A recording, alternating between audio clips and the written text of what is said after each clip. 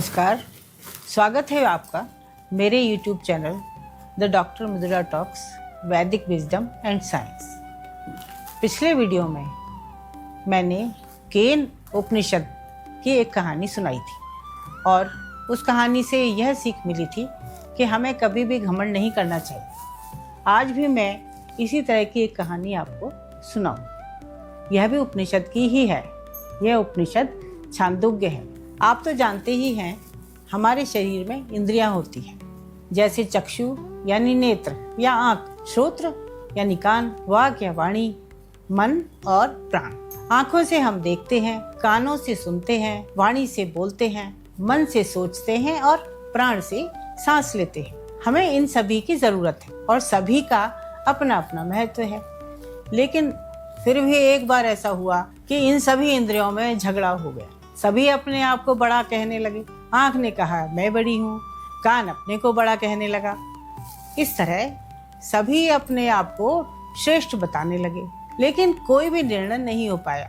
अपना झगड़ा सुलझाने के लिए वे प्रजापति ब्रह्मा के पास पहुंचे और उनसे पूछा कि आप ही बताइए कि हम लोगों में सबसे श्रेष्ठ या बड़ा कौन है। प्रजापति ने कहा, तुम सब एक एक करके शरीर से बाहर निकल जाओ।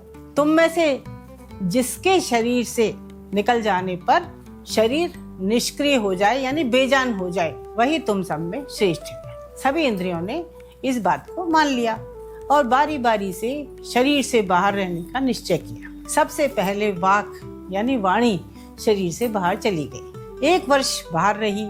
उसके बाद जब वह वापस आई, तब उसे ये देखकर बहुत ही अचंभा हुआ कि सब जीवित थे। उसने उनसे कहा, तुम लोग मेरे बिना कैसे जीवित रहे? उन्होंने उत्तर दिया, जैसे गूंगे लोग बिना बोले सांस लेते हैं, नेत्र से देखते हैं, कान से सुनते हैं और मन से सोचते हैं और इस तरह से जीवित रहते हैं, वैसे ही हम भी जीवित रहे। यह सुनते ही वाणी का घमंड दूर हो गया और वह शरीर में प्रवेश कर गई। अब चक्षु यानी आंख की बारी थी। वह भी शरीर छोड़कर 1 साल के लिए चला गया। 1 साल के बाद जब वह लौट कर आया तो उसने सबको जीवित पाया। उसने भी पूछा, मेरे बिना तुम लोग जीवित कैसे रहे? उत्तर मिला, जैसे अंधा व्यक्ति बिना देखे सांस लेता है, बोलता है, कान से सुनता है, मन से सोचता है और जीवित रहता है, वैसे ही हम भी जीवित रहे।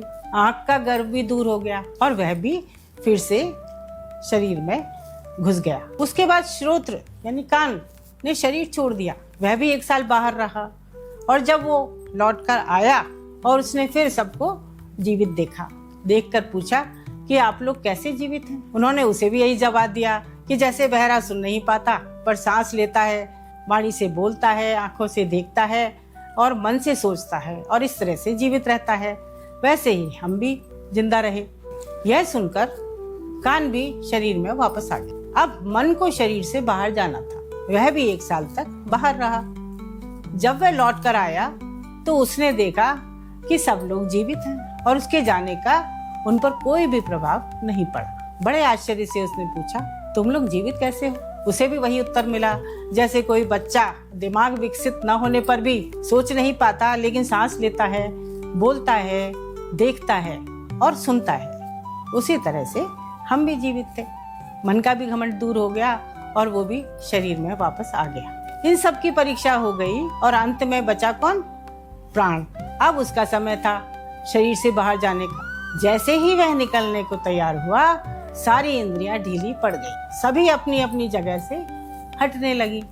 शरीर बेजान होने लगा। और ये तो आप जानते ही हैं कि यदि हम सांस लेना बंद कर दें तो सारी इंद्रियां भी काम करना बंद कर देती हैं। तो भाई उनकी समझ में भी आ गया कि प्राण नहीं है तो वे भी नहीं है, वे इसके बिना कुछ नहीं कर सकती। वे समझ गई कि उनका अस्तित्व प्राण के कारण ही है। तब उन्होंने प्राण से कहा, आप शरीर से बाहर न जाएं, आपके बिना हम नहीं रह सकती। इस तरह सभी इंद्रियों का घमंड दूर हो गया। उन्हें समझ में आ गया कि प्राण के बिना वे जीवित नहीं रह पाएंगी।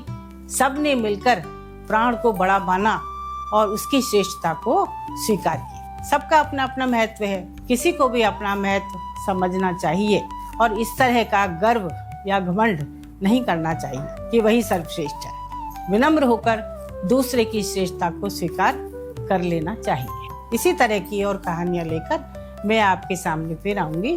देखते रहिए मेरा YouTube चैनल और सब्सक्राइब भी करना न भूलिए।